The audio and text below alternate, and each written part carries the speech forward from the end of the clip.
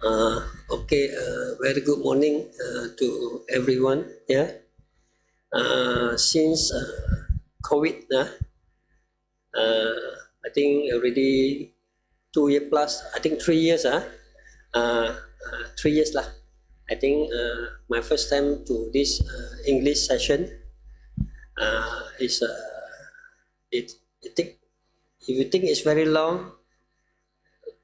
It seems like very long time already we didn't meet, but it also come like in instant. Just we met again. They say it's important as a Buddhist to have the opportunity to associate with whether it's a monk or a learned teachers, where we can receive guidance, sharing dharma is very important. So, to us, the interactions between teachers and lay devotees or practitioners or yogis is very important. Because the direct communications between the teacher and the student itself are important, because only in the way the student asks questions, then only you can overcome your doubt. If you see from the historical point, the Buddha itself, you see, most of the students will attend his congregation when he gives Dharma talk. And most of the sutta you can read from the sutta or the Tipitaka itself, you will see that most of them are the students. When they have doubt, they ask the question and the Buddha gives the answer. This is the reason why I set this topic. Because usually common people, speakers will always give common topics. But there is general to give knowledge or opinion or guidance. But the Dharma itself is important, is because only you will know your problem. Only individual have their own problem that maybe he have no solution to overcome, or maybe have doubts on certain point that he unable to reason. So that is where you have bring these matters to the teachers or the learned or any persons that they have the knowledge that provide you the solution. That only where he can help you to overcome and to assist you to eradicate your doubt, your defilement, or anything that that you were wandering around in your mind. Yes or no? So it's important that why you need to attend Dharma classes personally. This is important. You see, when during the Buddha's time, most of the students attended when they have doubt. They ask the Buddha, and all of a sudden they enlighten. Why? Because there are many factors. The factor first is the sincerity, the faith there, the urge of where is the urge? We call samvega. The urge of where he the urge of accepting the Dharma itself, the confidence itself. It's very important. So we see on the Buddha's time, you will see that when you give speech, many of the devotees or the disciples will instantly enlighten, and they will attain the path or the fruit. Why nowadays is few? Because we have not sufficient to produce the ground, we call the ground to nourish ourselves in terms of faith, in terms of sincerity, in terms of what you call the accumulative of this kind of virtues and merits that you looking for, the purpose to overcome all the doubts that you have your inner self itself. You don't some people when they attend class they just listen, but they have no issue. Yes or no? They don't ask question. This is the reason why they just listen only. But they never reflect that what is their own problem, what they really don't understand, anything that he didn't realize. When you have this type of I think what you call the attributes that you have inside, that you think, oh, I have this problem, then only people can give you solution. Yes or no? Except where you have like the Buddha have a strong penetrative ability or abhinya, then he will know what is your problem, then he will tell you how to solve it. Yes or no? So today is a good opportunity since I think 3 years already.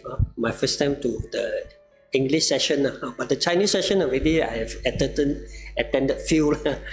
This is the first time, so I hopefully that to this sharing will bring beneficial to everyone. Okay, so this topic is ask anything about Buddhism, and any doubts, any question related to your practice, or anything related to your anything that that you have you're unable to Bhante. So brother and sister, do you have anything that you want to ask about Buddhism? Any questions in terms of your practice or on traditions, because because I'm able to answer in both Theravada tradition or the Mahayana tradition. There's no worry. Okay, I think I would like to start first with a question about, since Bhante mentioned about Theravada tradition and Mahayana tradition. We would like to know, what is there any difference in the dharma that Buddha teach for Mahayana and Theravada, or how Mahayana come about after Buddha passed away? Can Bhante please explain that? Okay. Basically, you see, when the Buddha was still in 2,500 years, when the Buddha during the Buddha's time, there is no tradition, because only the Buddha guide all the disciples. The Buddha give the Dharma talk, and there is the Buddha Dharma itself. Yes or no? And after Buddha passing away, so there are a lot of disciples have gained knowledge, wisdom, and individuals have their own way of or perspective or their knowledge in the way of how to achieve enlightenment.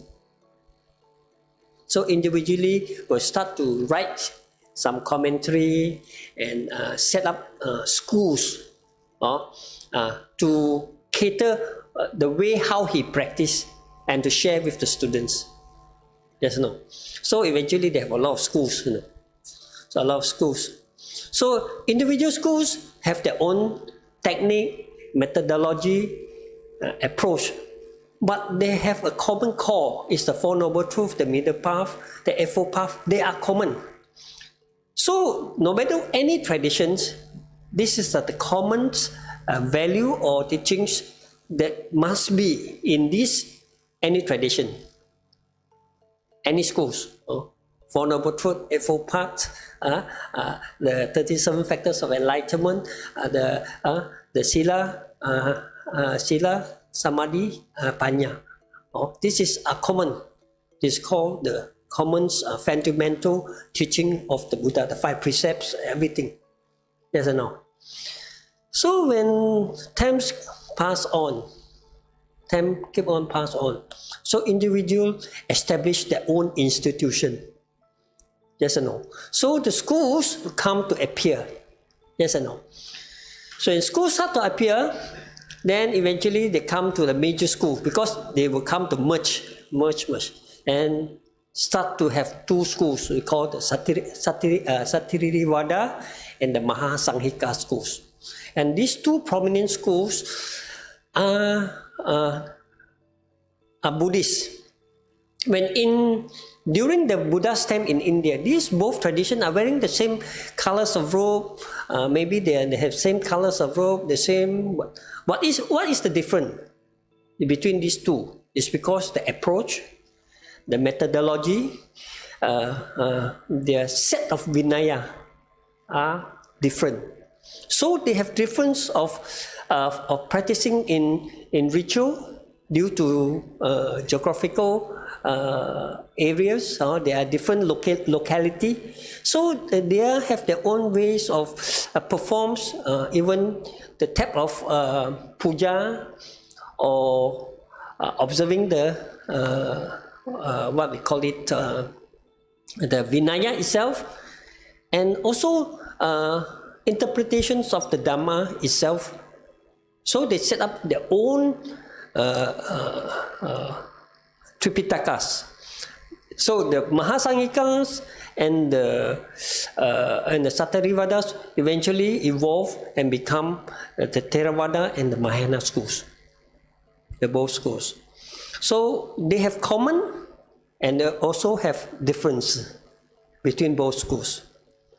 Because when the Dhammas, all the bhikkhus, when they travel to like the Theravada schools, they migrated, the flow of the Theravada tradition moved to the southern path, to the Sri Lanka, Burma, Thailand, Cambodia.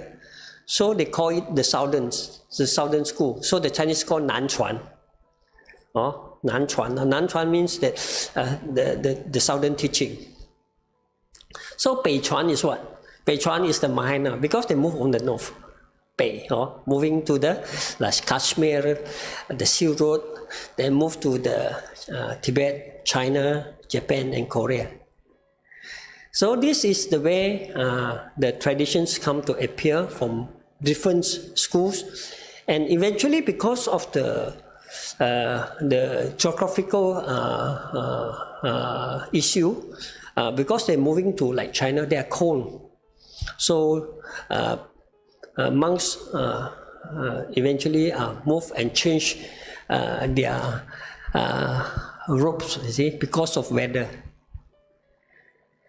But like in Burma, Thailand, Sri Lanka, they still maintain what during the ancient time what they have practiced.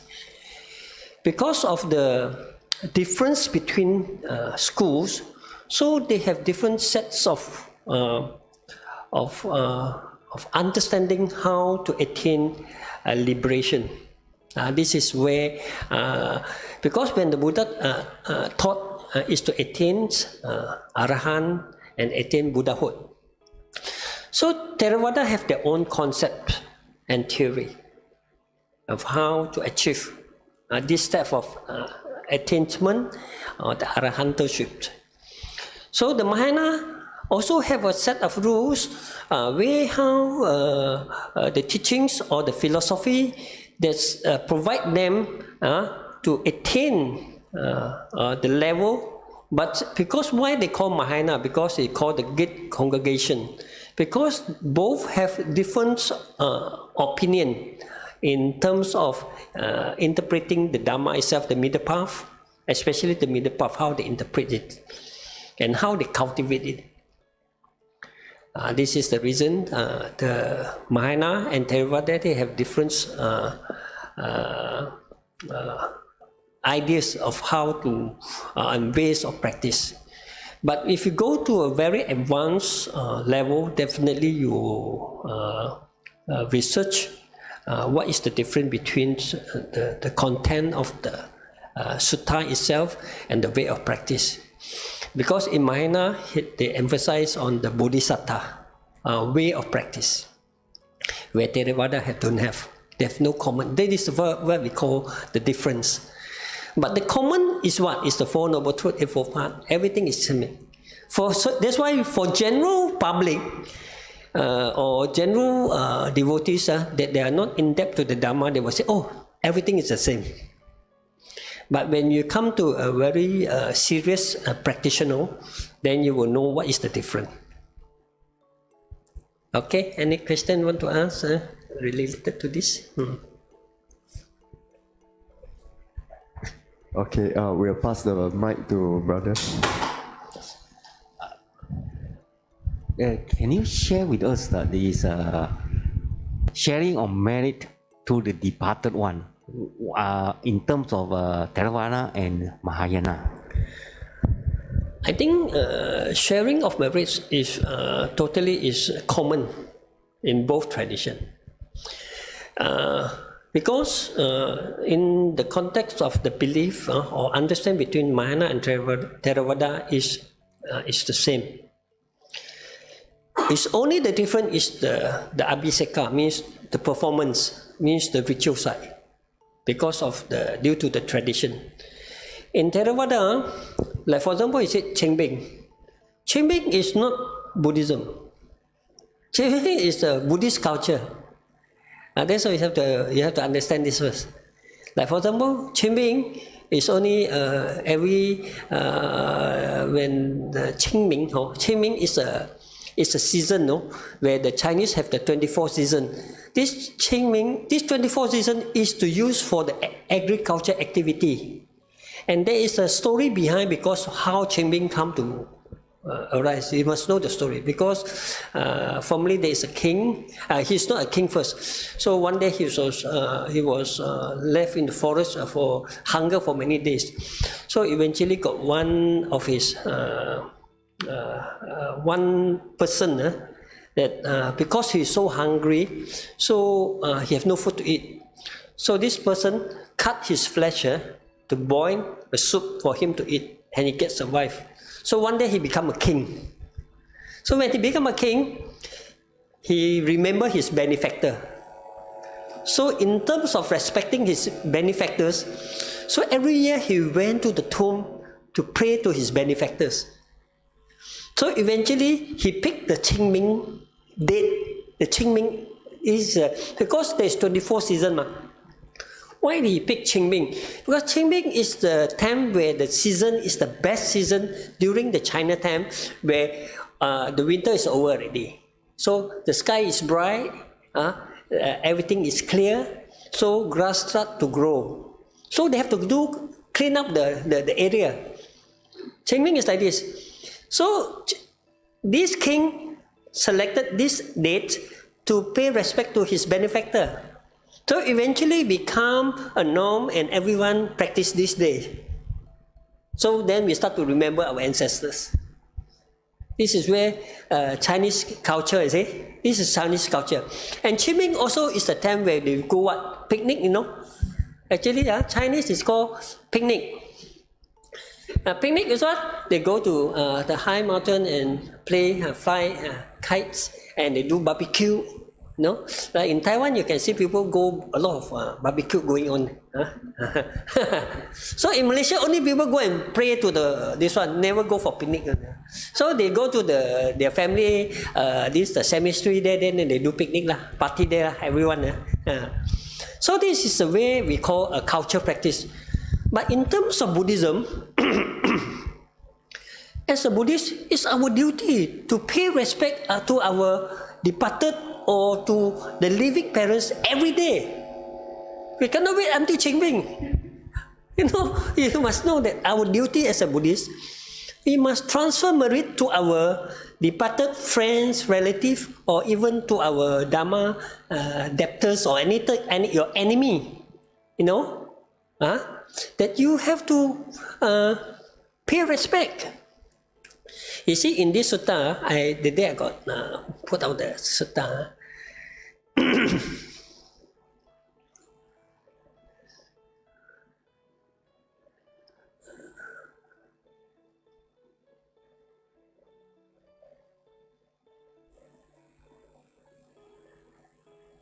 You see that the Nidhi Kanda Sutta in the Kudaka Patta have mentioned that how we have a set of ways to transfer merits to our departed, because they have different states of beings, because Buddhism believes that there are different levels of beings in the different states. So when somebody passing away, he transformed into a different state. It's not that you go to somewhere, no.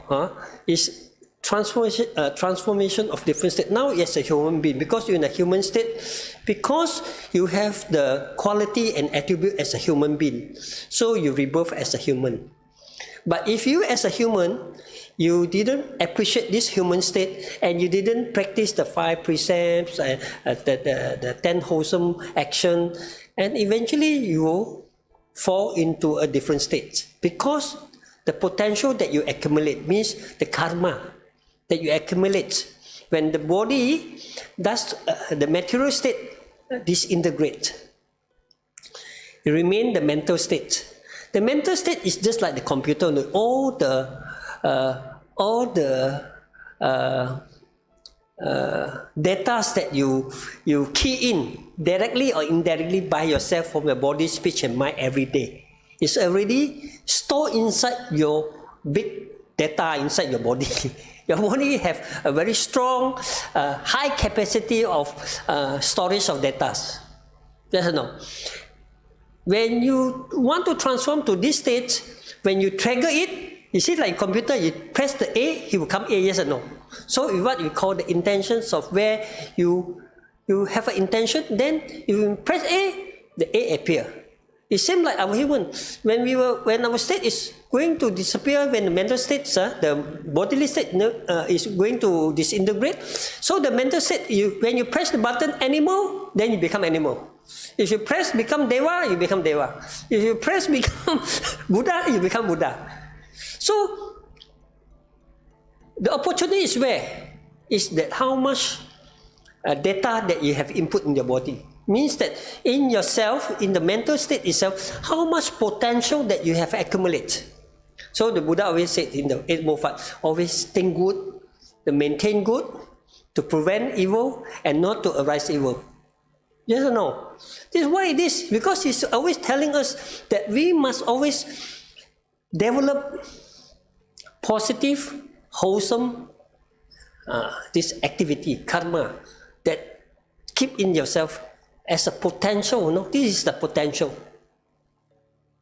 I don't know. So when we have this, when we transform into a different states, some states are very close to us. Like our parents, maybe they rebirth as a beta. These beings have the opportunity that what we do, we can share the merits to them. Sharing merit means what? Means that we create an atmosphere for them to realize that, to repent. We create the environment for them to know that, oh, your son is doing something good. So let them to realize that you are doing something good. That is called what we call sharing merit. So through the realization, he will have a chance to create good potential to liberate from that state. This is what we call sharing the merit. Understand? It's not that, oh, I go there, I carry you out. It's not that. This is other people what is doing. Everyone have their own accumulative of their potential. And this potential is only can be transformed, we create the environment to them. It's not that we have ability, I have the great ability. Oh, you see, even the Moggallana have the great spiritual power. He even cannot liberate this mother from the hungry ghost. Why? This is to tell that what you do, what you have to bear. It's not other people. We only can provide the environment and opportunity to let them to have the space or the environment of realization. It's just like today what we are talking about the Dharma. We are creating the atmosphere and the event to let you to realize. If you now know, you understand, you realize, maybe you attain Arahant or Sotapannya. I don't know. And this is the same of what we are doing now. Yes or no? So in both traditions, actually, we do have transferring of merits to our departed. This is common practice in all traditions, whether you are Theravada, Mahayana, or Vajrayana. The theory and ideas are the same. Basically, what we said that the teaching is common, have no different. Different is the ritual. Theravada have their own practice. The Chinese have their own way of practice. The Vajrayana have their set of performance. This we call kriya, means the achara. Achara means that the way of performance. Because due to what we call the tradition itself, the responsibility of the tradition itself, they maintain this way of practice, or either due to geographical locality, because individuals have their own country they are stay, and they have their local belief. It's even, you see, when you go Thailand, you go Burmese, or you go Sri Lanka, even though they are same tradition, but certain performance still have different because of their local belief. But the ultimate objective is the same. This is you have to understand. So if you want to know why Mahayana do like this, then you have to go to read the text and understand properly.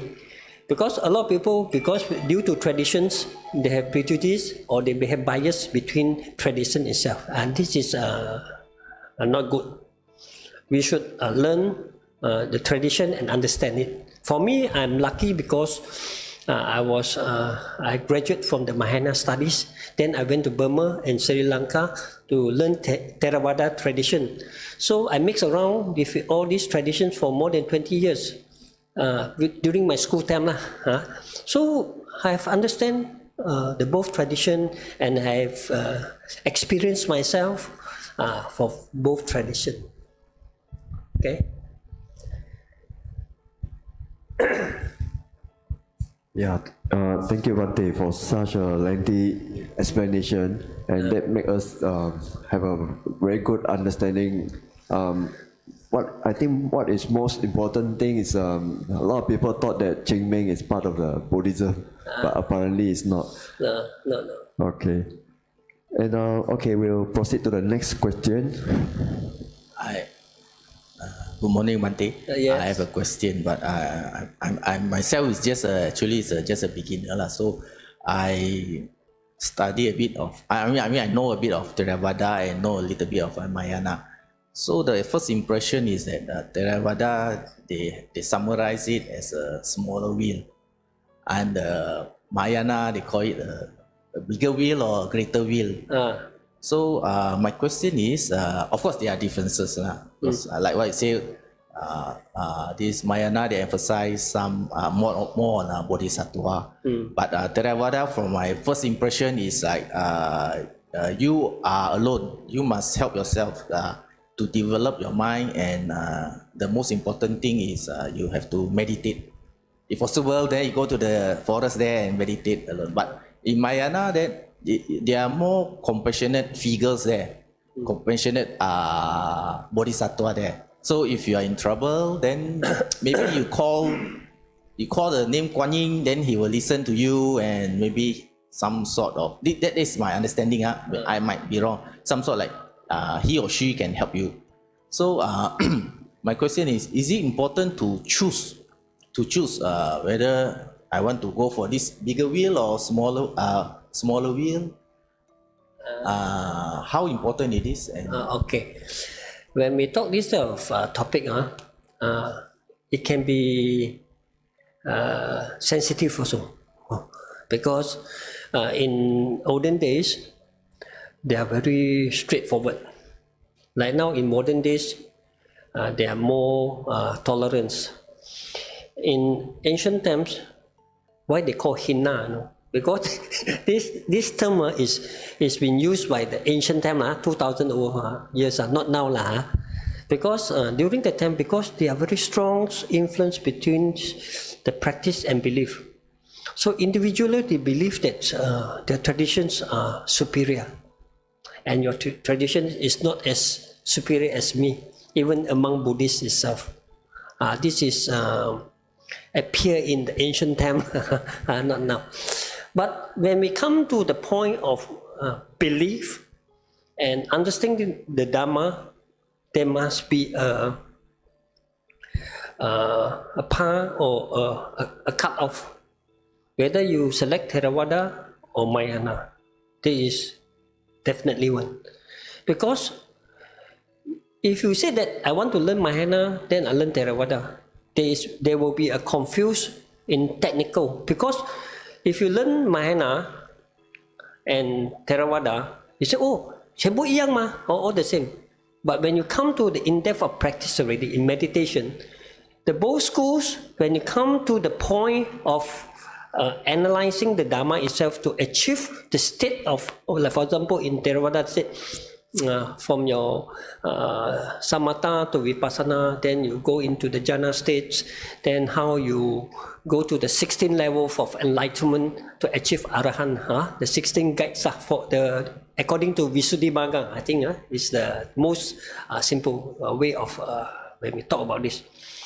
So there's 16. So they have first part arahant, Satagami, Sotapanna, the Anagami, then the Arahant, the fourth stage. You see, very clear. So this stage have guides and have method, the part of purification. So in Mahayana also have part of purification. But the part of purification, the state of level of achievement of during entering meditation, because Theravada also teach Samatha and Vipassana. Mahayana also teach Samatha and Vipassana. Include the Zen. They have another extra Zen. So the technique and approach, both traditions have similarity, also difference. So in the point we said that, for example, we meditate. To achieve, we have the analysis technique in the Theravada. You see the Rupa, the Vedana, the Chitta, and the Dhamma, yes or no? But Mahayana also use these four as a reference point as a penetrate, as an object of visualization. But the level is different, you see, because in Mahayana they have the 10 bhumis, the 10 levels. Theravada only talk about the 5 arahant, but in Mahayana they have another 2 extra level from the arahant state to become the perfect state of Buddhahood. This is where they are different, you know. So they said, why we are great? Because we can attain Buddhahood. Theravada said, oh, arahant is the great arahant is the Buddha. So you see, the interpretation of the Dharma itself have already different. So when you come to a serious practitioner, if you mix, then you have confused. They will have a lot of contradiction. Yes or no? But for beginners, it's okay. This is where I say it's a sensitive point. I cannot say, oh, you must go to my side and you go to his side. But common practice like the parami, all the factors are all the same. But when we call the stage of enlightenment is different already. The process, that's why they have in the Theravada also have mentioned the Savaka Buddhi, the Pechaka Buddhi, and Samma Sambuddhi. Yes or no? So you see, in the text itself, in the Theravada text itself, they also have mentioned that the Arahant got limitation. Still have limitation. It's because of this text have been used by the Mahayana, because the Mahayana also have the Theravada text, the Agama text. It's not called, not the Nikaya. They call Agama. The Theravada text in the Mahayana, they have a text also called Agama. There are a lot of similars inside there. So because to the Mahayana, he feel that the Agama text is just a beginning stage of practice. they have other texts to improve, where Theravada don't have. This is the problem. We are talking facts, not telling which one is good or bad. I have to make sure to tell you first. No people that after a lot of email come in and say, oh, this and that. I just tell you in the academic point. Academic point is a better way to speak. In the academic way of telling. So usually when we go to university and studies, and when we go to, then we will know this. But as general Buddhists, a lot of people don't know. They don't understand. Except you are a very serious practitioner, then you will know what is the difference inside the text itself. The sutta itself, the Tipitaka itself is different. And even you go to China, why the Theravada, a lot don't believe? Because some of the texts are like some repentance ceremony and everything written in China, not in India also. So some of the texts I just tell the truth. It's like 梁王宝忏什么金刚宝忏什么大悲忏all these repentance ceremony are developed in China. It's not appear in India. Then what is the purpose of doing that? That you have to know. This is you have to, if you want to know, then later have to talk about this. Why they have they set up all this of repentance ceremonial. Yes or no? So as a Buddhist, when you as a beginners, definitely you won't know much between the difference between the both traditions. When you are more serious, a practitioner, especially when you go in depth to the teaching of the Dharma itself, then you will realize their difference is very wide. Actually, it's like this. In terms of the achievements, we talk in terms of achievements of the fruit, the pala, and then the difference between the cultivation of how they, the approach and the practice, they have differences also. And also the important is the point is the Vinaya itself also a lot of difference. The Theravada and the Mahayana, they are using different sets of, the Mahayana using the Dharma Gupta version. And the Theravada have their own Nikaya versions, the five, Wufanli, so there is different, you see. Then another difference is that the Mahayana have Bodhisattva precepts. So you the Pusache, where Theravada don't have. Because Theravada believe that the Bodhisattva is the Sakyamuni, no other Bodhisattva. But because Mahayana have the theory of, we call the three kaya, the Dharmakaya, Sambhukaya, Nirmakaya. And this type of theory is not inside Theravada. This is where you can have a lot of Buddha appear. In Theravada, they believe they got 28 Buddhas only. Mahayana got 3,000, 5,000, millions of Buddhas. So you see, they have also 28 Buddhas, but they have certain only amount of Buddha that they recognize. But Mahayana, they recognize many types of Buddhas. So this is where you will know that why is the difference. But as a practitioner, as a beginners, what can I advise is that it's up to you, and you go and read, and you go and understand, and see which one you are more resonant to you, or more compatible to you, and you learn it. That is as simple as that. I don't say that which one is good. It depends on you. Some people like chili, some people don't like chili. How you can force them? Yes or no? It's same like this. So, by the way, the ultimate objective is to liberate from samsara. So what is the ultimate objective? Do good, avoid evil, purify yourself. This is the teaching of the Buddha. This is the common teaching of both traditions. Just remember these 4 words. Okay? Yeah, okay, thank you, Bhante. Just now, Bhante also mentioned about some of the suttas in Mahayana. So I would like to ask about that also. There are some sutta which is not mentioned in the Theravada tradition, like I think Surangama Sutta, the Jinggang Jing. Yes. You see, when the traditions itself, when appear in India, they have a lot of suttas have been compiled from both traditions. So that is important that because in some very staunch Theravada, they will say this is adharma. It's the non-teaching of the Buddha. I think you shouldn't put this type of question. Like same, the Mahayana should not say Hinayana to Theravada. You shouldn't speak detailed words. Just no. Ultimately, it's the Dharma itself. And you must know that the Dharma itself, whether can, based on the Kalama Sutta, I think that is the best as a reference point.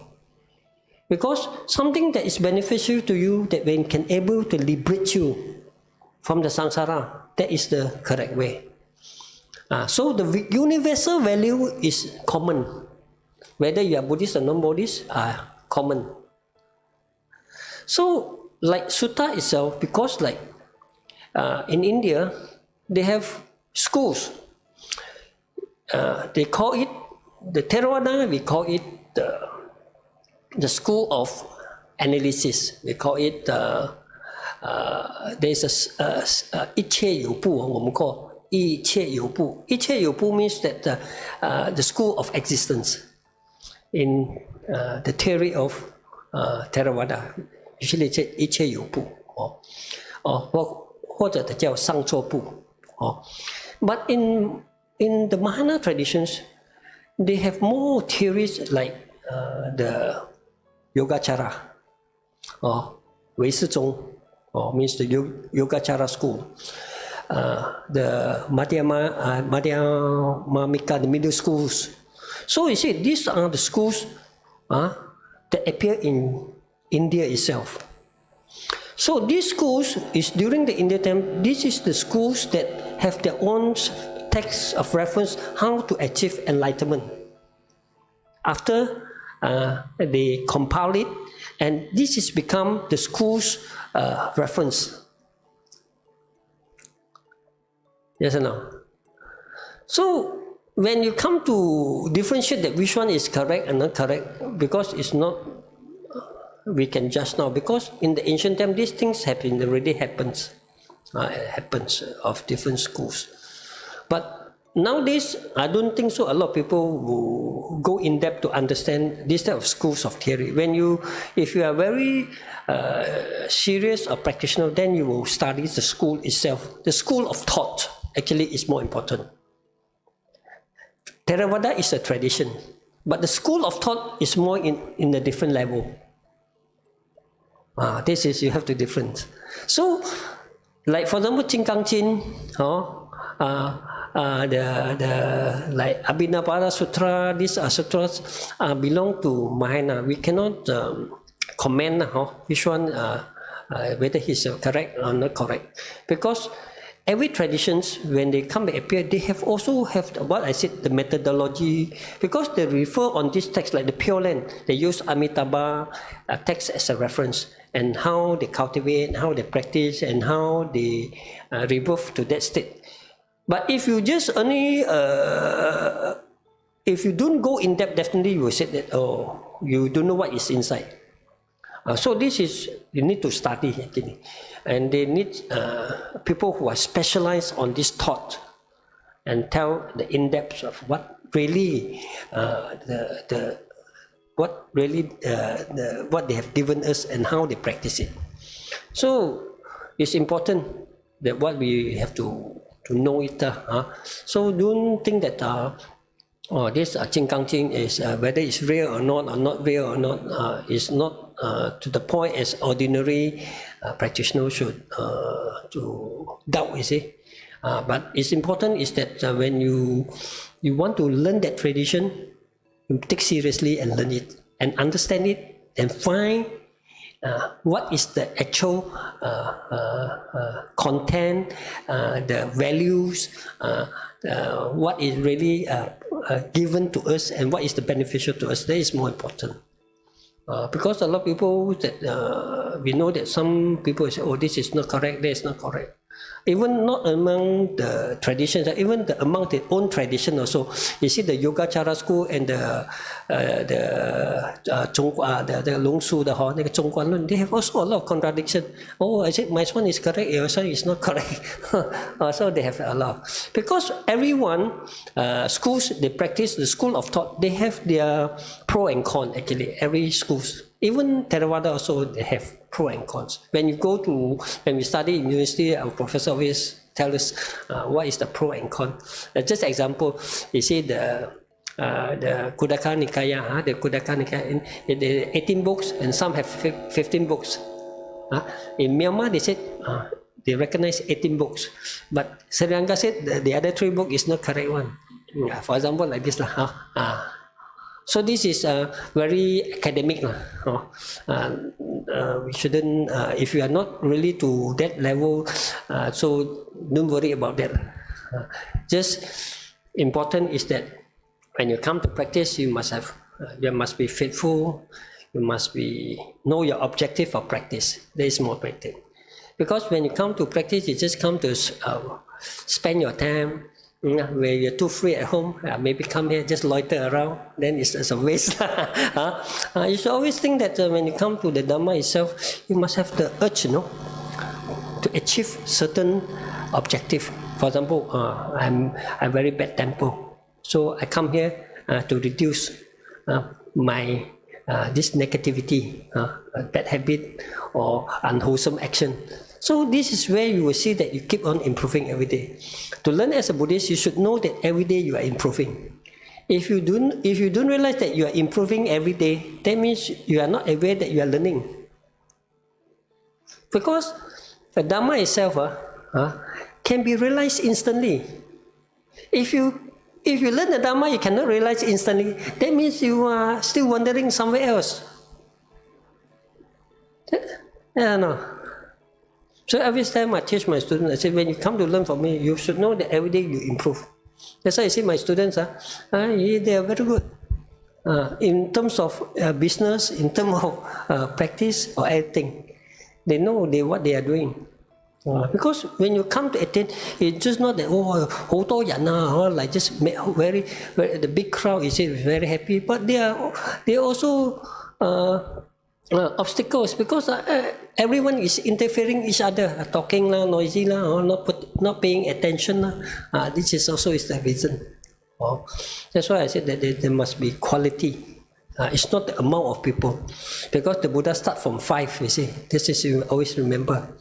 It's not that you must be a very big crowd. It's not. Important is that the teachers and the students itself interact, and how much they can input, and how much to enlighten you. Because a lot of people have a lot of mistake. People think that, I follow this Sifu, then famous Sifu or very good Sifu, then maybe I have a chance. As a Sifu, we are not coaching you how to become somebody. No. We are providing you the environment, the way how to unleash your potential. It's not you cannot be idolize that person. No. Our role is just to tell you that there you have the potential, and how to open that, to unleash it. That's why the key. Teach you how to open it and how to realize yourself, because you yourself only know your problem. We are only showing the path that where you can go, and make sure that you don't walk the wrong path. This is the only thing that is. So when you achieve the right understanding, the right view, that means the path is correct. Just only how to explore and how to unleash it. There's the potential here. Because everyone is equal because of what? Because everyone can become Arahant. Everyone become Buddha. Everyone also can become Bodhisattva. It's equal. Just only thing because you're unable to realize it because you are cloud. You're unaware. And that's why you always associate with the wise, because that person have gone through the experience, only can guide you. If that person also not enlightened, how to enlighten you? If the person is not renounced, how do you teach you and renounce? Because he don't experience the renunciation. He don't aware the fruits of that he achieved. That's why the Buddha only can teach the Arahant. How we can teach the Arahant? Because we don't have the level. Yes, no. So as a Buddhist, you can associate with any monks that are wise, not only one or two. Or don't say, other than that, I cannot mix around. Especially some tradition, they say you must follow me only, other one you cannot follow. That is a very, it's not advisable. You should search good teachers. Like the Buddha, I say, when he go to Alara, he visited the great teachers during the time. He found that the teachers he learned from them already. He can't teach me anymore. So he just left and searched for himself. But he never rejected them. No. Like for example, you also like this. You should, as a Buddhist, you should see who is a good teacher. Then you should associate and learn from the learned, the wise. Don't see the appearance or whether what robe he is wearing. It's important is the dharma, that whether it really can give us guidance. That is more important. Okay.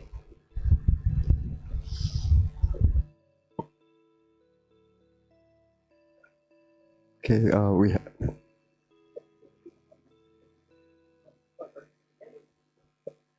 have one question from this sister. Good morning, Bante. According to Mahayana, they emphasize a lot on the Pure Land. Okay, is it the same as what Theravada's enlightenment state of? Thank you. You see, this Pure Land system is a bit. They have different. They have various ways of explanation actually. Pure Land is promoted in China actually, but the idea came from the schools of thought from Yogacara. One of the schools are the influence of that Pure Land schools. But when Pure Land schools come to China, based on the reference of the Amitabha text, the Sutra of Amitabha. So the concept of Kestra, the Buddha field, we call Kestra, Buddha Kestra. So the concept of Buddha Kestra and the three Kaya concepts, that they have a teaching. They said that only by reciting the Amitabha's name and you rebirth into the Pure Land. But this is not in the Amitabha school. Actually, you can enlighten and achieve the state of different levels of fusion in this present life. If not only going to rebirth in the Pure Land, but the point is now in certain school now in Malaysia, not Malaysia, in this now the mainstream, actually the mainstream now what the Pure Land is promoting is that you just don't do anything, you recite the Amitabha, then you rebirth at the Pure Land. This is Qiu Wang Shen. It's not that you go there only looking for a good environment to start your class. You see, the idea is like this. He said here is very this world is chaos already, and our karmic this is very strong, and we have no opportunity to practice in this world. Do you agree? This is up to individual. To me, I ask everyone, do you agree with their concept? This is up to you. But somebody agree, yes or no? Yes or no? Because to me, I believe that we can achieve Buddhahood, Arahantship in this present life. To me, I believe like this. Yes or no? Because we Because the Dhamma, itipiso bagawa, sakato, dhammo, sandetiko, akaliko, ehipasiko, upanayiko, pacatang, vititabo. Because he said the Dhamma can be realized, can be achieved, we can taste the Dhamma instantly in this, when we learn the Dhamma. So I believe this. So I believe in meditation. That's why I teach meditation. Yes and no. But in the context of Pure Land, in certain Abhidharma schools, they believe that because you no need to practice so difficult, because when you go to the Pure Land, then by reciting the Amitabha, you rely on the vow. Means Xing Yuan Xing, means based on the practice, the vow and the Xing, means the belief. You strong belief that Amitabha can liberate you, then you will rebirth to the Pure Land, the Western Pure Land. And you go there, then only you in the lotus path. Then when the time is right, then you are born in the lotus. In the lotus, then you will see the Buddha, the Bodhisattva, and the Amitabha will guide you to attain the ultimate. And he said that place is very beautiful. There's a paradise. There's a paradise. They have what you want to eat, what you want to drink, and everything is completed. And that place have no evils, no unwholesome state. You are always in the perfect state, and you have a good environment, as good schools and good place. This is the idea. Whether you accept it or not is individual. And there are people believe and practice it in this Pure Land. If you want to talk about this Pure Land, then you have to set a topic. This topic is also is sensitive, especially to the Mahayana. And you talk to Mahayana people, some people, when you talk something that is not good about these schools, then they will start to. But if you go to another point, but this too sensitive, I don't talk because this one a lot of if you study in depth of Pure Land, they have a lot of reason behind why these schools appear in China. Actually, they have a lot of reason there why they have this. Because you see, when in the ancient time, I talk a little bit, but whether you accept it or not is up to you. This is my own opinion. When you see, when Buddhism come to from India to China, because Buddhism is a very profound teaching. It's learned by intellectual. If you don't understand words, you don't understand how to read, how to write, how you want to understand Buddhism? So when Buddhism come to China, it's become a very exclusive patron to the imperial court, to the ministers, to the learned. Su Nong Gong Sang, all the learned people took because in China it's Su Nong Gong Sang.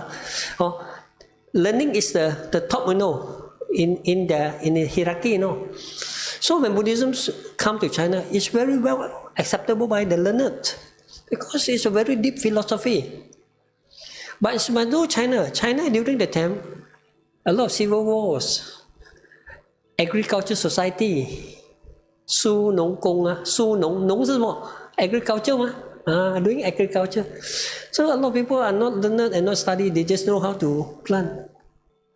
So these learned people, in order to educate this mass society of believers, they don't know how to read. So they must simplify the way of how to practice. This is the objective. Other than that, I don't talk. To simplify the way of practice for people who are not able to understand or learn. Because during the era, it's not now, because now a lot of learned people. During China time, during the Tang Dynasty, the civil war is on, and everyone is based on agriculture, and not everyone have opportunity to study. That's why in China, people like to become ministers, want to become scholars. Yes, they is the proud of their family, because not everyone have a chance to study, and the society itself. You must understand this, then you know why the tradition. That's why you see, in the ancient time, the Zen tradition and the the Avasamtaka tradition, the Hawaiian tradition. Why they are so prominent? Because they have been accepted by the learned. That's why they have great support. And why they start to the tradition very fast decline. Because they learn by all these educated people. When the dynasty change, everything changed. Yes or no? That's why the tradition changed very fast, because due to a lot of factors, political factors, because the believer itself. That's why as a religious teachers cannot involve in politics because of this in Buddhism. Because there a lot of hatred, a lot of angers, a lot of fighting here and there and this, no? Yes or no? Then when the religions, when you come to it, because they've been adopted by the ministry, the imperial court itself, the believer itself, from all these set of levels itself, they cannot sustain because due to other factors. So new tradition come to appear because of this. Yes or no? So the mainstream, because of this, is why? Because it's so simple. So it can maintain until today. Yes or no? Like Zen school, still can maintain today because of this. Okay. Yeah, thank you, Bhante. The next question is by Brother Kong.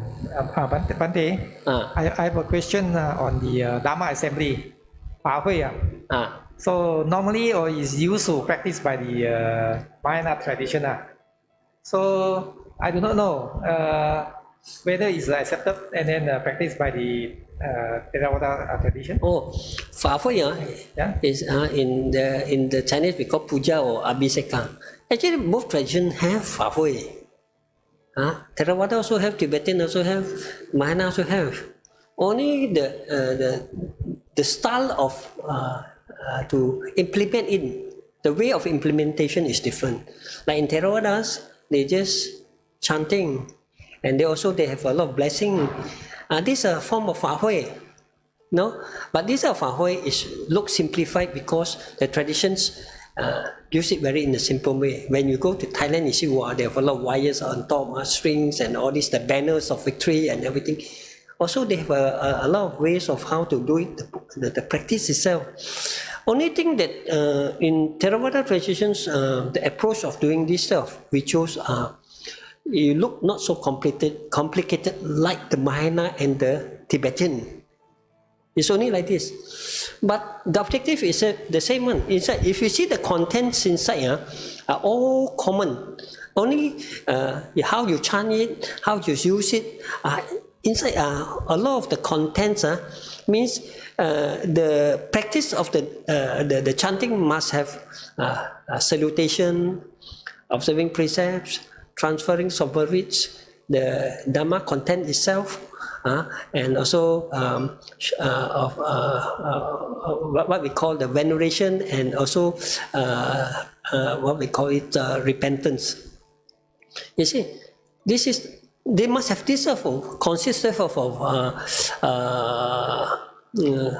contents of this type of activities inside in every pujas or in every practice itself, the ritual itself. They must have.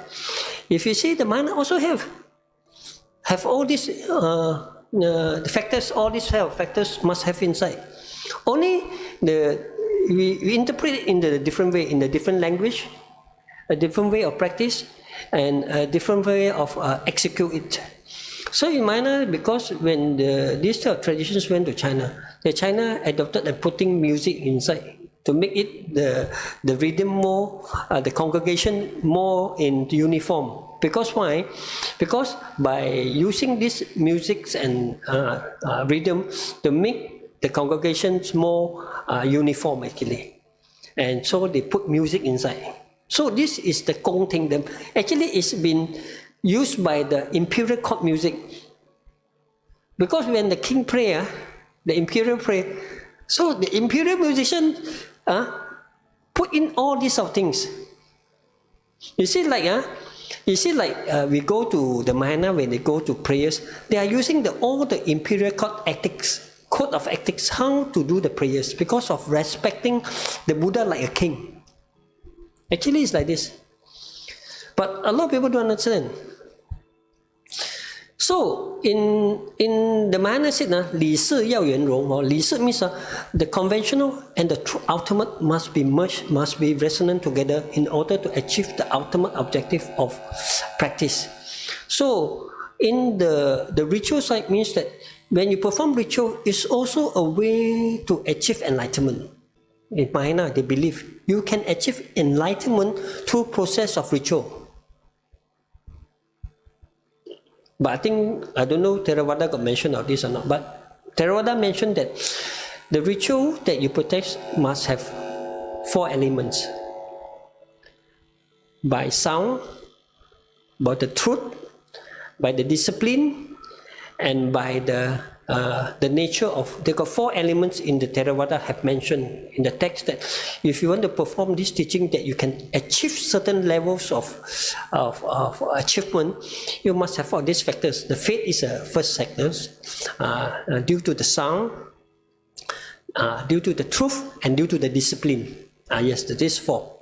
The Vinaya itself, the discipline itself, the truth of the teaching itself must have these factors. Then when you perform this ritual, he will be very powerful and very efficient. Do have this talk about this? Do you all know this? Oh, you all don't know, Are you? That's why you don't think you every day do chanting, you have no achievement. Actually, by doing chanting, you can achieve enlightenment also. It's true. The process of chanting. Theravada do have this. Even Mahayana do have this. But I don't think so. A lot of people have really mentioned about these sort of things. Yes or no? Bante, it's good that you talk about some of this history, so that lay people like us, we understand. When certain things, when you do chanting, you don't know what you chant at first. But there's certain talks or certain things that will strike you. Oh, this sutta is for this purpose. That's why when your talk, I've been following your talk about the history, the first beginning of Buddhism. But it's good that you give this talk for us to understand more. That's why I appreciate you a lot. Because you certain things, when you talk, you enlighten us. You tell us, oh, this one now, how come like the Mahayana tradition, the Vajrayana tradition, I've been following all this. Then I know what you're talking about. But there are certain things we don't know. But now when you tell us, oh, they have this sutta, they have this sutta, then we understand. Our understanding is deeper. That's why thank you very much. But you keep on this talk, I love it. I really love it. Because this talk, I seldom hear this type of talk. But thank you very much. Sadhu, sadhu, sadhu. Please keep on doing it. We really enjoy your talk. Thank you. So recitation can enlighten. Don't think that this doing puja, doing this, because I go in depth to puja and recitation. Because when you do offering, you indirectly practice parami, offering parami. You do dana. Ordinarily, you go home, you don't do charity, and doing puja is the first step of doing parami. And when you're doing parami, he always say, reflect the light, the wisdom, the flower of impermanence. It keep on reminding you. But the point is that whether you take notice of it or not. When you do offering, the light that you offering the incense is the Vinaya itself. So this is the indirect that guiding you to practice this type of teaching. This is the indirect way of reminding you how to cultivate, you see. Yes or no? Then you salutation to the Buddha itself. Oh, very. When you salute, you say, oh, I want to become a Buddha. I must practice the dharma. I should learn from the noble sangha. Yes or no? Then when you say itipiso bhagawa arang, then you don't just recite. You don't know what is the meaning there and what is the purpose there. And that is we call the Dhammanusati, the Buddhanusati, the Sanghanusati. Actually, already incorporated inside the puja itself. But a lot of people don't really know that you are doing that type of things. Yes or no? So puja is a good thing, but people don't know. They thought, oh, these are people are just believer, 迷信的其实你是在修行 you are really practicing there already. But people don't understand. People don't lazy to come and do puja. But this congregation is important because everyone come and do. So everyone have to be very disciplined. Because we work together. You don't pray at home. Because you pray at home, you pray to your own Buddha. You're more towards yourself. Oh, Poppy, why Chulang, Poppy, why this and Poppy. Everything is yourself only, no other people. Because you pray at home, you always think about your family, yourself only. You don't even think about other people. So how you arise the compassion, the metta, the karuna, the mudita? You can't arise this attitude or attribute. When you come to Subang, these centers, everyone is created the atmosphere to be disciplined, to be faithful, to be practiced in the correct manner. We are encouraging each other. You don't know. Now this is very important. I don't say, oh, 1 week, you also cannot come. So you lost the opportunity. Because life is not in the instant movement, you know. You don't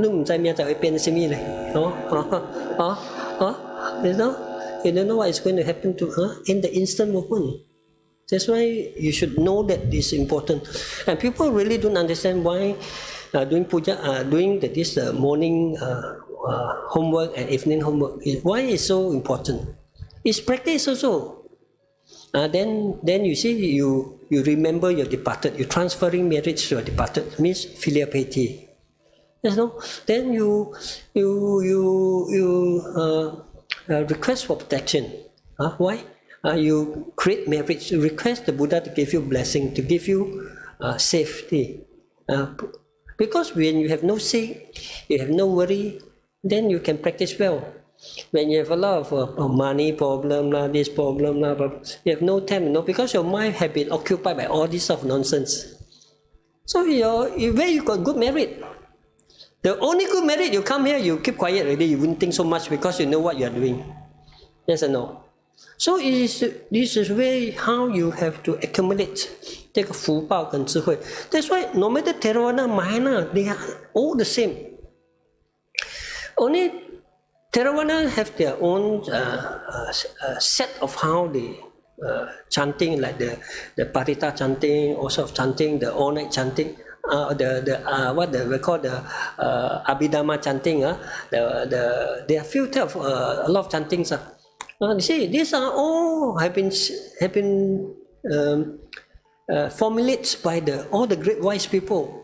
They are very useful, but actually we don't know. Like in the Mahayana, why it's different because they have a big session. But Mahayana is a very big problem is because they take ritual become commercialized. This is where I don't agree lah. Because it's a practice. That's why I always say that when you come to practice, when every chanting session is a way of practice.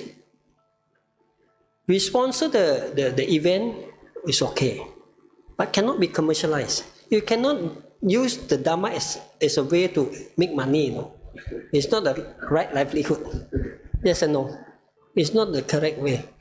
But the dharma needs expenses, definitely yes, but people can support. Even any tradition, when you do event, you need sponsorship.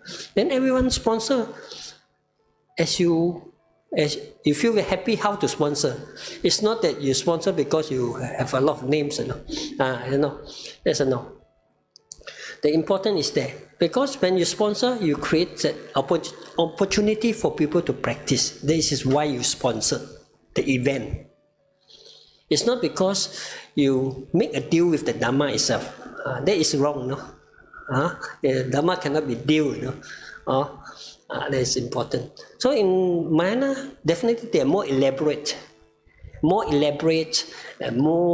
more colorful, even like the Tibetan. Then people like, a lot of people like this because there are a lot of very colorful, very elaborate, and a lot of I think the event go on, a lot of. But if you really want to know Mahayana, then you have to open a special session to talk about this type of rituals. Because these type of things have to explain in details why the ritual, every ritual have their reason there.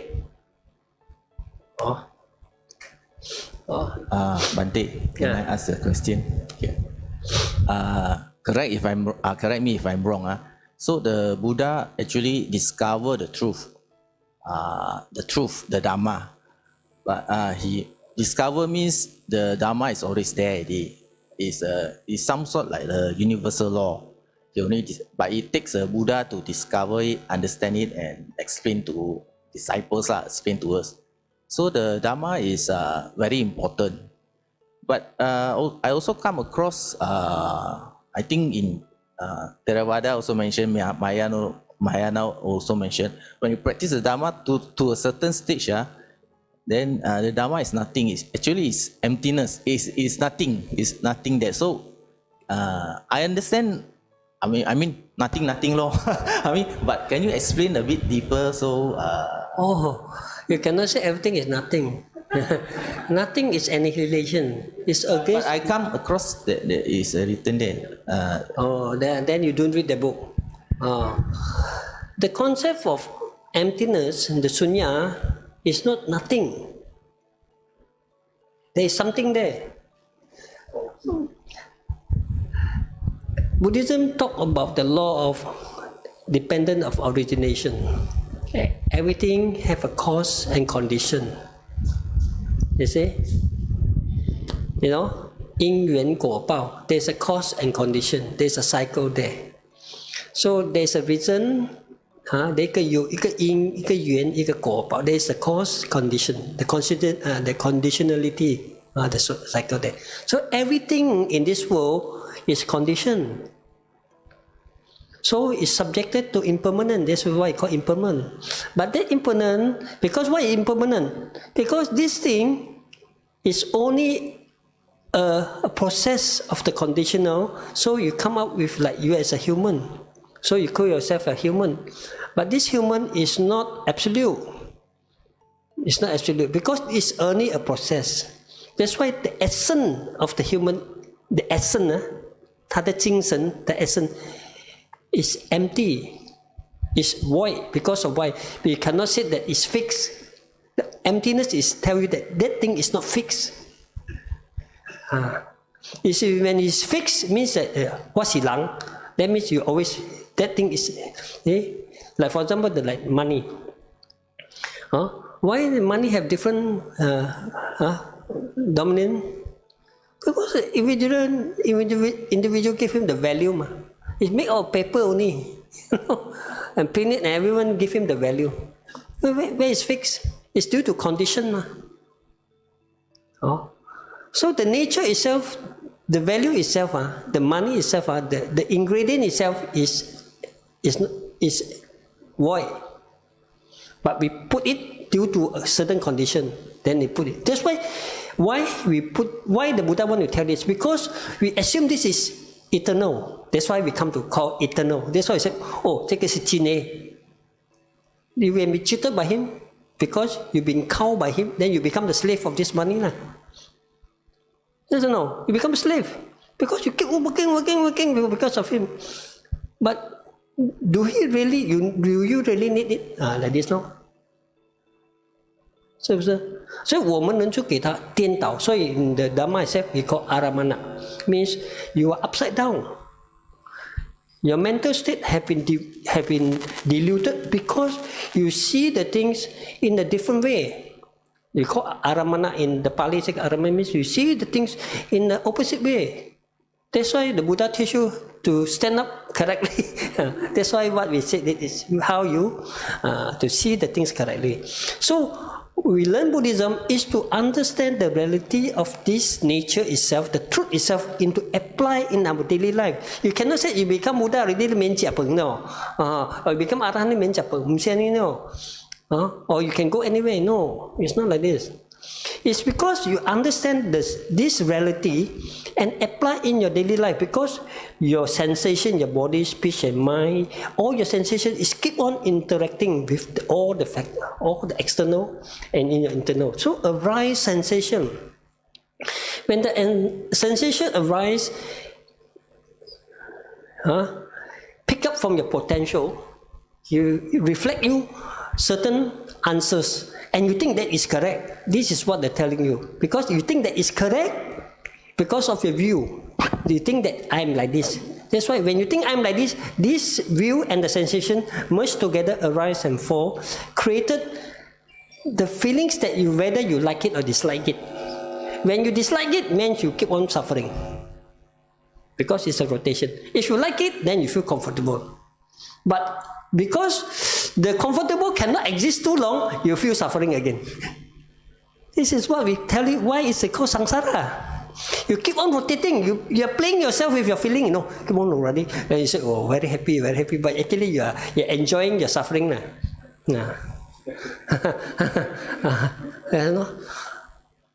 So the Buddha taught us is to how to see this thing correctly.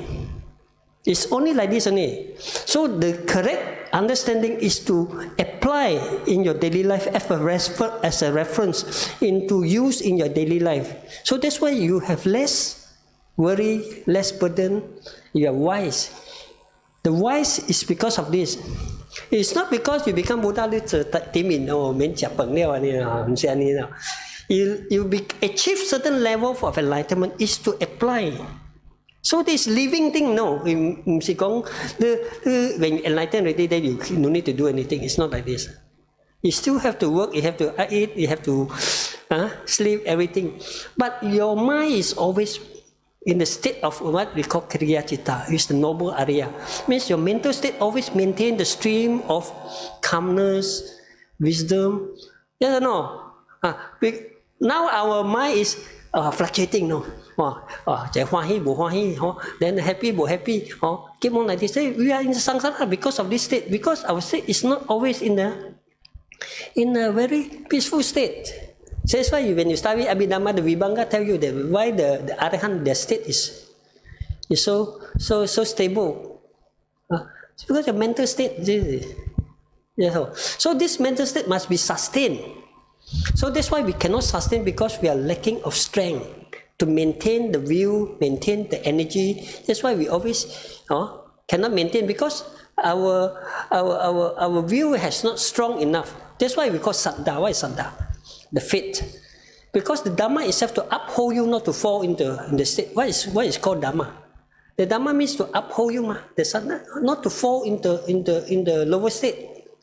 So when you practice the dharma, is to maintain that level, not to fall you in the lower state. At least, So through the process of practice the Vinaya, the meditation, understanding the Dharma. So this is applicable to everyone, apply to everyone. So how much you can maintain that strong positive mental attitude, and also to correct your understanding, the way of seeing things. That is more important. That's why the right view is the first point. Why? If your view is not correct, definitely everything you work, the result is like this. So when you see this, you know that you're correct. You have to reflect. That's why you say why we practice. When we see that, when we found out the answer is not correct, we have to review it and we have to change it. When we are stubborn, because why? Because we have a lot of habitual. That's why we cannot change. Because our determination is not strong. That's why we're unable to change the attitude, because there are certain factors have been hindering us.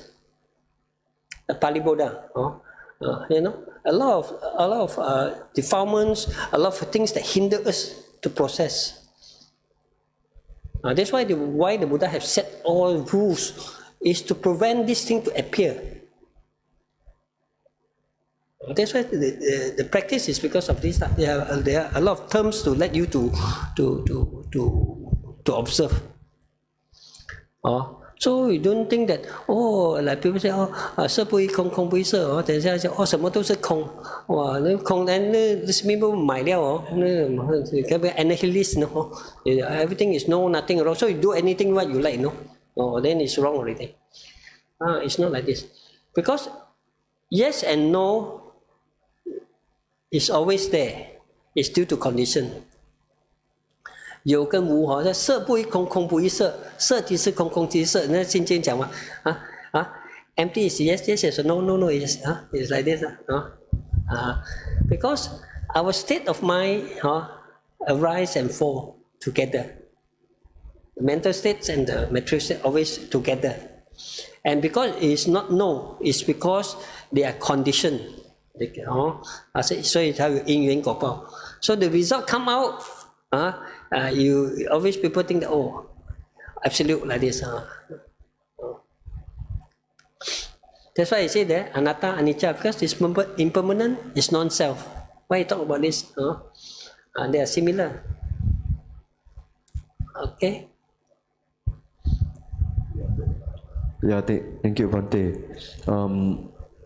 There's also a question posed by a devotee on our online group online. Online. Yeah. So the people are going on from online. Yeah. But Brother Leong, he from where? Brother Leong is one of the member here, but today he is not here. But he posed me this question earlier.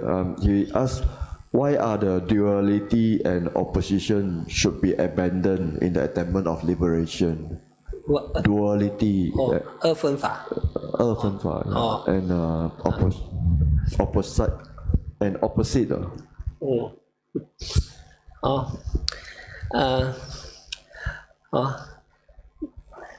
Because you know money, you want money. Because you have no wisdom, you look for wisdom. Because I'm a female, I want to look for a male. Because I'm something. These are duality. There is something. Because I'm not enlightened, because I want to be enlightened. Yes or no? So this is the process. In this world, there is dark, good and bad. They are half. Ipan. Both have their role. So in Buddhism, we don't abandon, We don't say that, 不要. There is no, you cannot abandon, because when the thing appear to you, there is in the form of state. State cannot be destroyed, Science, you study science? Yes or no? Energy cannot be added and cannot be destroyed. Only can be transformed. No. All the states are in like this. So if you have bad habit, you have so many bad habit, you have to need so many of energy to transform. That's why people can become easy, some people will become hard, because the intensity of the state. Yes or no? So we cannot give up any state. Because we are deluded, they said, I want this state, I want this state, or I want to abandon this state. It can't be the next state. Because because that's why I said the right view is very important. Because you know the state, the different, and you can accustom to the state. You associate with the state. 你講我冇女，我跳樓死啊！冇女就勤力去做啊，係咪咁樣？A lot of people don't understand this. If you're not wise, you learn how to become wise. If you cannot make money, you cannot be. Then you must learn how to make. You cannot say, a lot of people go and the people why they commit suicide, because they have no solution. The mental state no solution, and they are a lot of struggling, and they have nobody to rely. So when they have nobody to rely, they have nobody. So their way of thinking will go to very extreme. Yes or no? So that's why we said what is called the middle path. Actually, talking this is talking about middle path. Only the way of using it, the duality, it is only in the different ways of explaining. The Buddha said not to indulge to sensual desire or not to go to another extreme. That's why the Buddha already mentioned what is called the middle path. And if you don't understand middle path, then you learn the Eightfold Path. No, using the Eightfold Path of way of practice. 我们人就是这样because 我们以为是说 like we always think that we have that's why when you come to become a Buddhist you associate and you have good teachers, you can talk, you can discuss. It's very good. If you sometimes even among Buddhists they just study alone, then they will, I don't know how they why I will sort there. Very difficult. Always must mix around and get teacher. Because when people give you agitating, talk to you, there is a chance for you to think, or to think whether good or bad. Is the opportunity for you to reflect. This is where you train your brain, your mind. Correct or not correct or not, or right or wrong or not right or wrong. So don't think that something is bad is not good. Something that people talk is might be not good, but maybe they have something to agitate your mind to think, to reflect or something like this. Always think something that positive. Okay. Anything? Some more? Yeah, but we just have a few more questions, I think, because time is running out. I have this question from Brother Jerry Lim. We say that I find that Mahayana practice a lot of ritual, especially for the dead. Is it a right Buddhist practice or is it more of Chinese tradition? I think you have answered this before, right? Yes. Because I see, to the deaf, always tell the Buddhists should know that always said 先学死后学活 learn how to deaf then only know how to live. Because you always know what is impermanent, so you know that death is always is there. But the point is that if you are a Buddhist, you are a proper Buddhist when you practice, you have no worry about death. And you have no worry about what the ritual you have to do it. The problem is that we have no confidence of ourselves, so we have to prepare the ritual because we feel uncertainties because the next path where we want to go. And there is a problem that because ritual in Buddhism actually even in Mahayana actually the ritual should be simplified. But because of the this also have to say about some Mahayanas, some monks, especially they have been doing this type of events, so they are charging for the death. But what we can do, because they are doing this way, and have become common also, since 幾十年、幾百年不就你做了 That's difficult to talk. But to me, I said that it's important that if you are really a Buddhist, then you have to do it the Buddhist ritual way, and it's very simple. But nowadays, because you see like outside, you see all these parlors and all their listed company, they're doing this. Their orientation, they are making money and this. In olden days, they don't have this.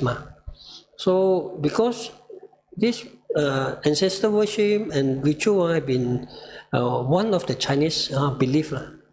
I think it's not completely Buddhist. No, actually it's the Chinese belief, ancestor worship. So they prefer, they allow outside, they make profit. Some even buy a lot of the slot to make investment also got.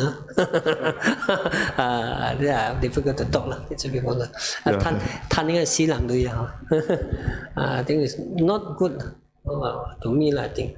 Yeah, that's right, Bhante. I think we just have one more question is coming to the end of the talk. There's a question by Brother Tan Teck Singh. He said, "Good morning, Bante.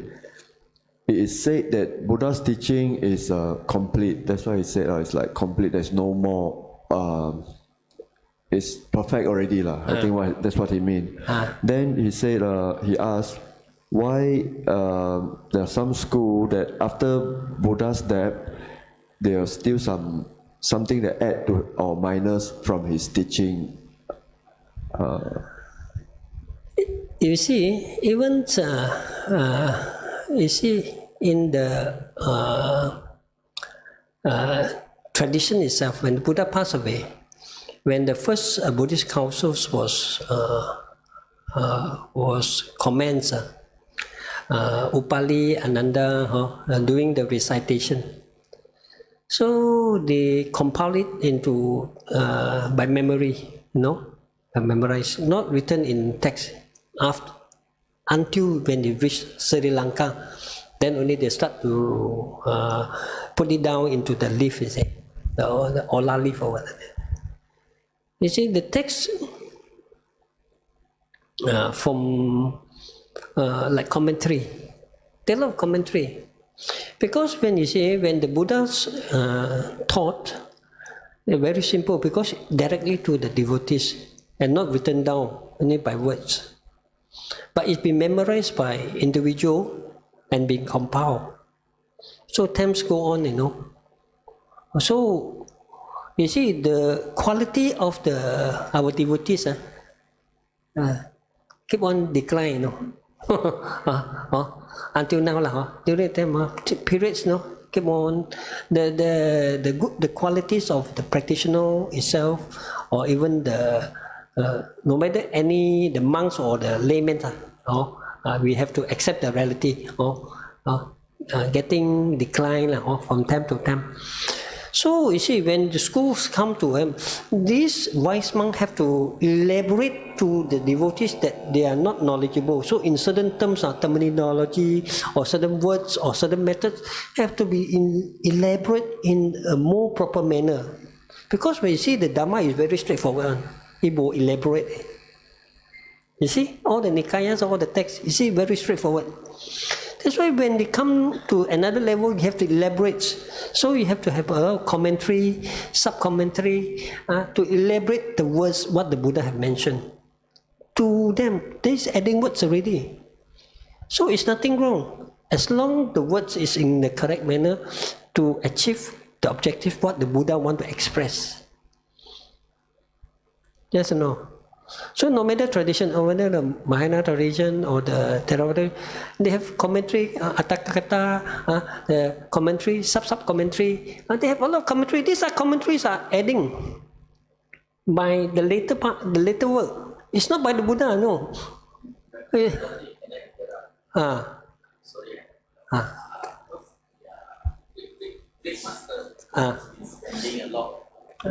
Because they are great master.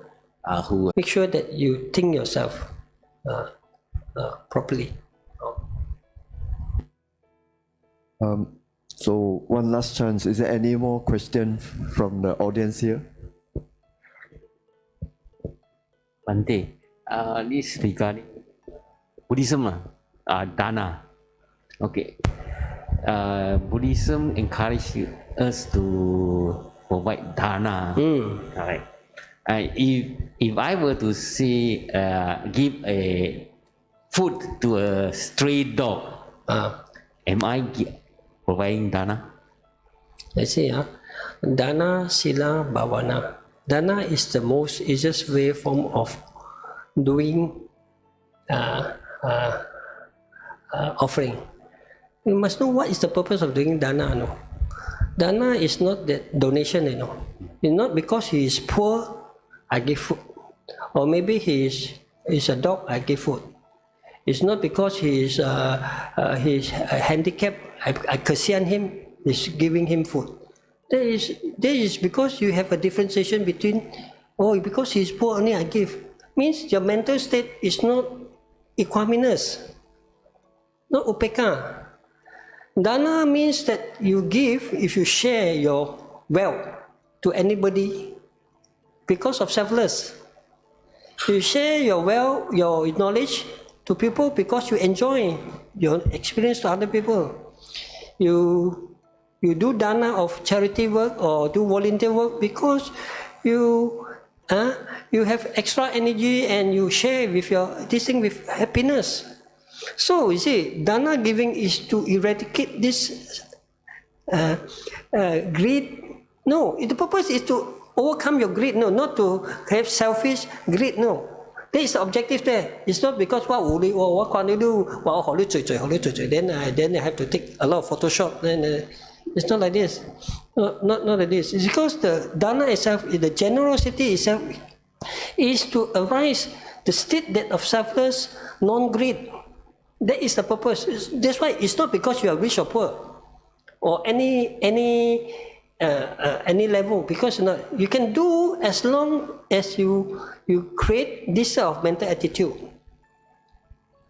So, if that means that you have to perform, but you must know why is to do dana. Like a lot of people, I said that, like I said, liberation. Sometimes I say, what liberate? Then a lot of people say a lot of people go and buy fish, buy all this and many thousands of dollars, and put and do. The liberation is where? The liberation is ourselves. The human have to liberate. No, it's through the teaching of the Dharma. So you must wise to use your money, to use it in the proper way that is beneficial, optimize your dana, and you get the optimized result. I can tell only like this. Where you want to do is up to you. You must know how to spend your dana to optimize it to provide optimized result. I think it should be like this lah, So the who you going to give is up to you. It's like this. Because the purpose that you're giving should be like this. Then the objective is to create that yourself shouldn't have this self. Greed. If you give a lot of money, then you have a lot of selfless or greed, then that cannot serve the purpose already. So it's not because you are rich you must give a lot. That's why I said like this. Or maybe you must, you can come and sweep the floor, you can do even a small dana or anything. It's a cultivation. Giving dana is a cultivation. If no, we are just like common other people who are practicing giving dana. So the dharma, in the spirit of the dana in Buddhism itself, is to let you to accumulate merits. The merit is that the selfless, the greed, that to eradicate the greed, to eradicate the jealousy, so that these factors can help you gain enlightenment. It's the factors of, you call the factors, the ingredients, you need the ingredients of the ground so that this ingredient become the fertilizer to put on the mind as a ground to nourish yourself to achieve the Buddhi, the Buddhi seed will come to a healthy, Buddhi seed will come healthy because you nourish it with this good qualities.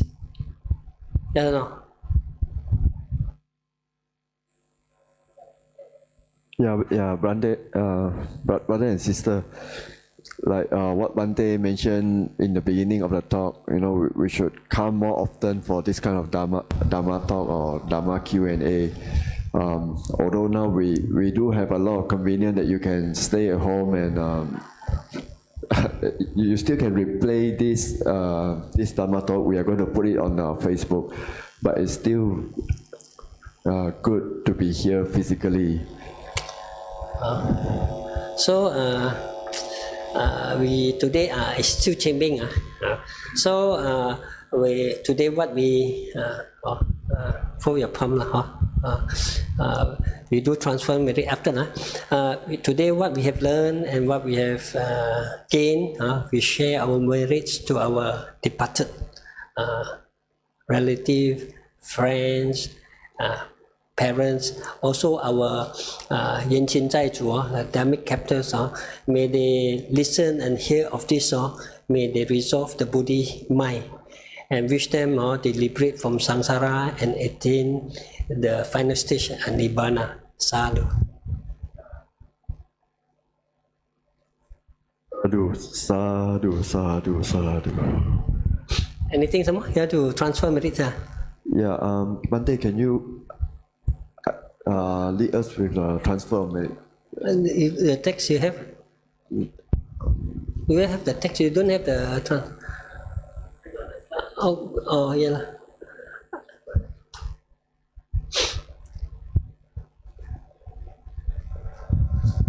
You chant Pali one chant Pali or chant Chinese? I can chant Chinese.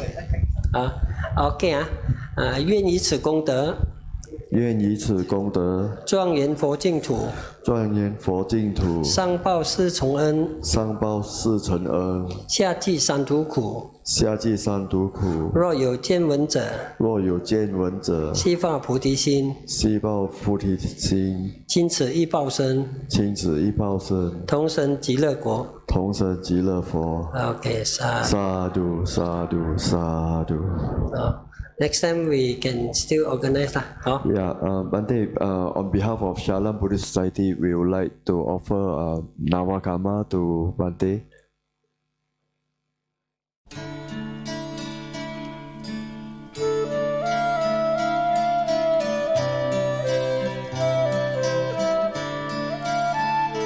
Let me a pure white lotus be, unfolding in samsara stream.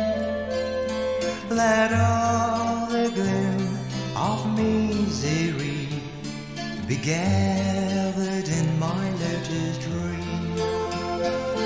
Let each dewdrop that started light on each white radiant fold reflect the mercy of the Lord. That is their place to go.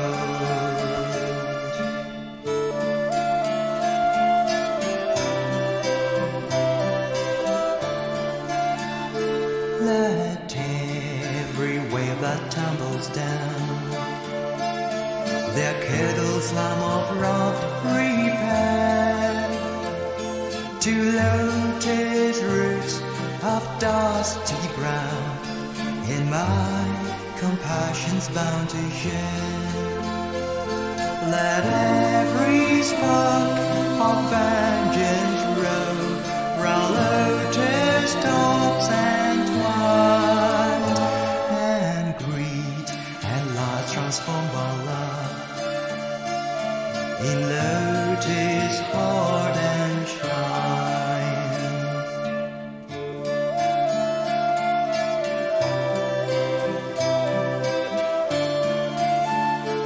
When each light drop has passed away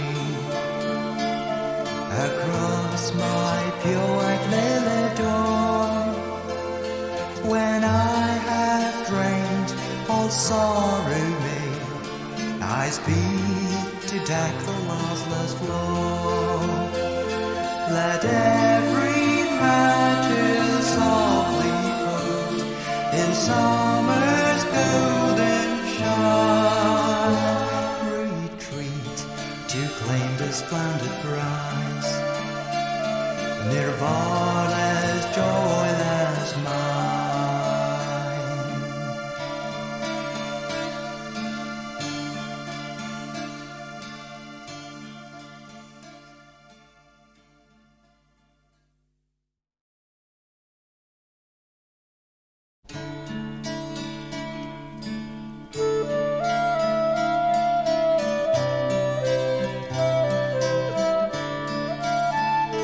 Let me a pure white lotus be, unfolding in samsara stream. Let all the gloom of misery be gathered in my lotus dream. Let each dewdrop that started light on each white radiant fold reflect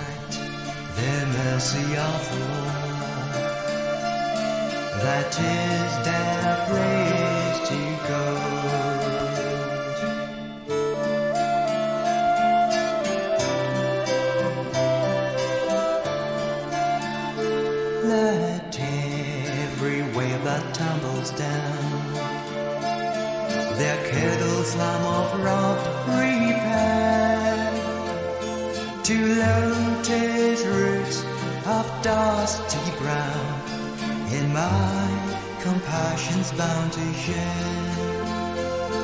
Let every spark of vengeance roll round lotus tops and twine, and greed and light transformed by love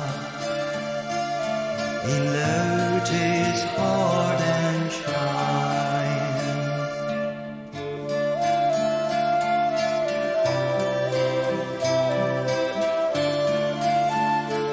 When each light drop has passed away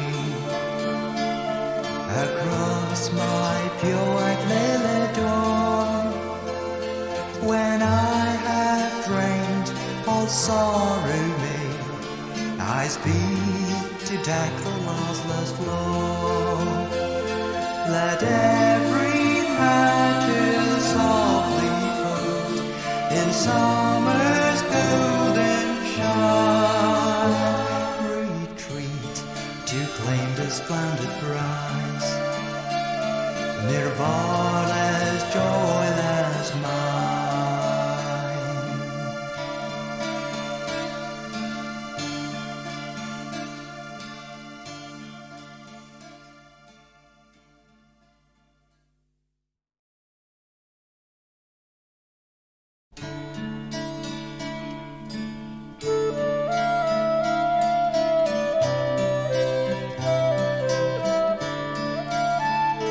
Let me a pure white lotus be, unfolding in samsara's stream. Let all the gloom of misery be gathered in my lotus dream. Let each teardrop that started light on each white radiant fold reflect the mercy of the Lord, that is their place to go.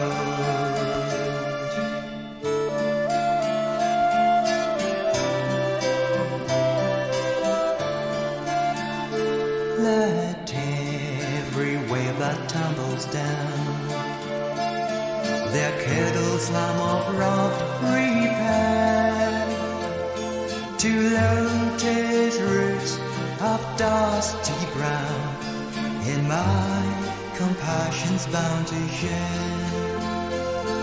Let every spark of vengeance roll round lotus tops and twine, and greed and light transformed by love in lotus heart and shrine.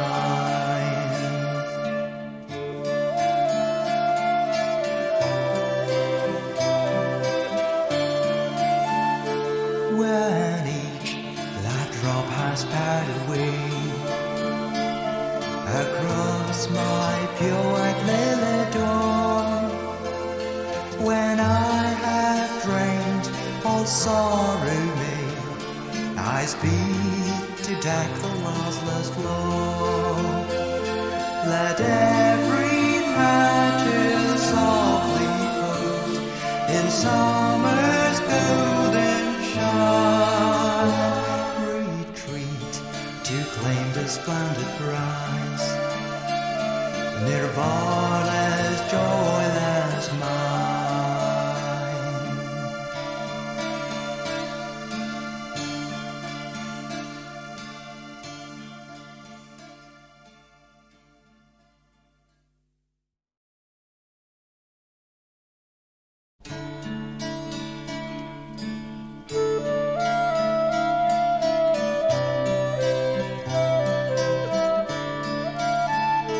Let me a pure white lotus be, unfolding in samsara's stream.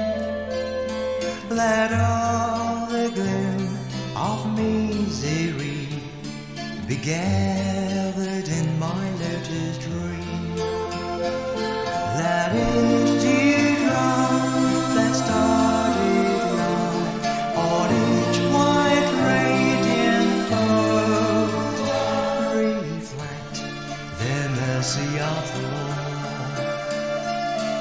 that is their place to go.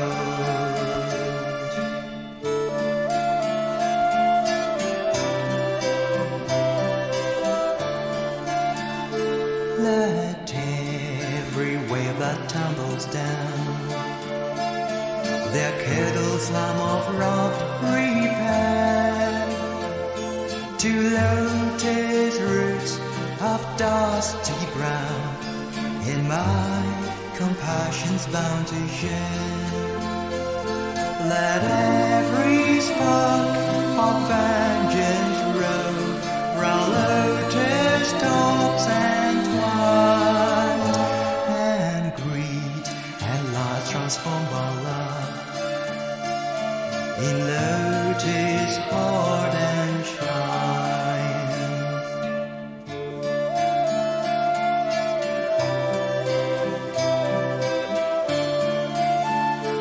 When each that drop has passed away across my pure white lily door, when I have drained all sorrow made, I speak to deck the lossless floor. Let every petal softly fold in summer's golden shine. Retreat to claim the splendid prize, Nirvana's joyless mind.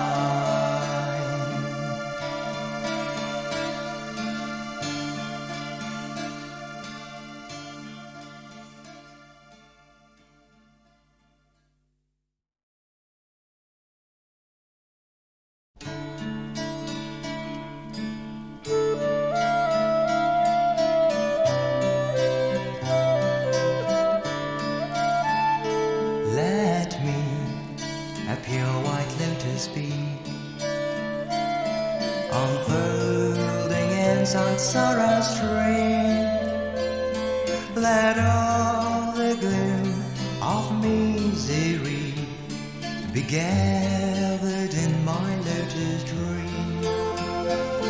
Let each teardrop that started light on each white radiant fold reflect the mercy of the Lord, that is their place to go.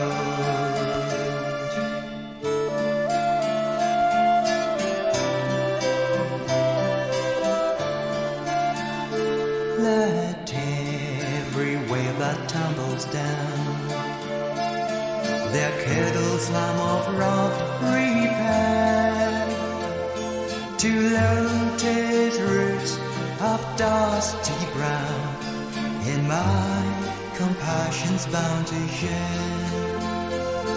Let every spark of vengeance roll round lotus tops and twine, and greed and light transformed by love in lotus heart and shine.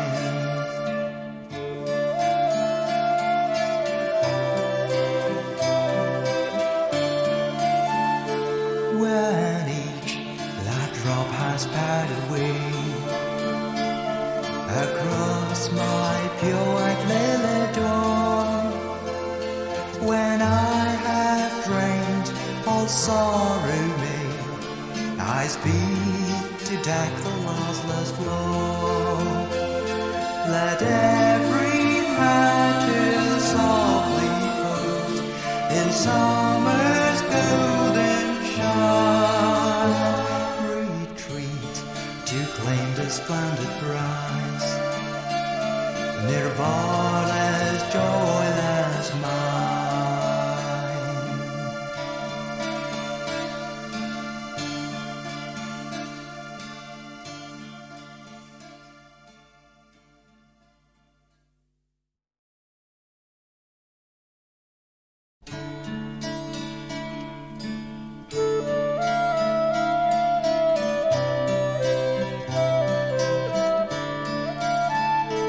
Let lotus feet, unfolding in samsara stream. Let all the gloom of misery be gathered in my lotus dream. Let each dewdrop that started light on each white radiant fold reflect the mercy of the Lord. That is their place to go.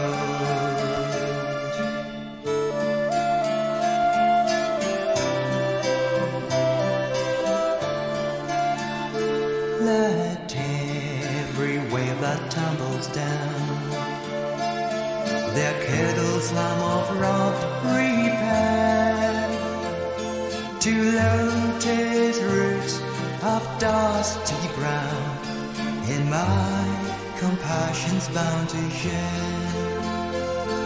Let every spark of vengeance roll round lotus tops and twine, and greed and life transformed by love in lotus heart and shrine.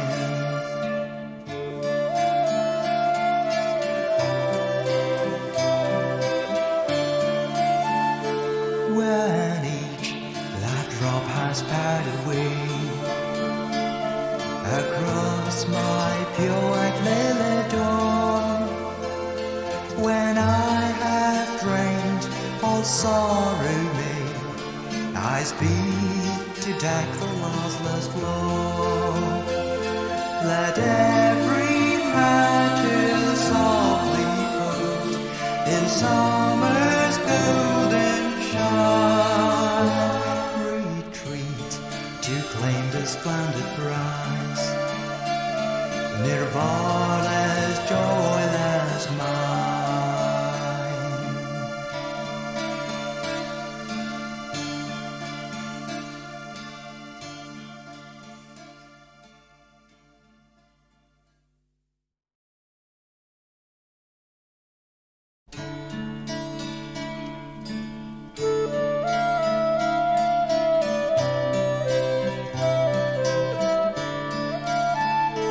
Let me a pure white lotus be,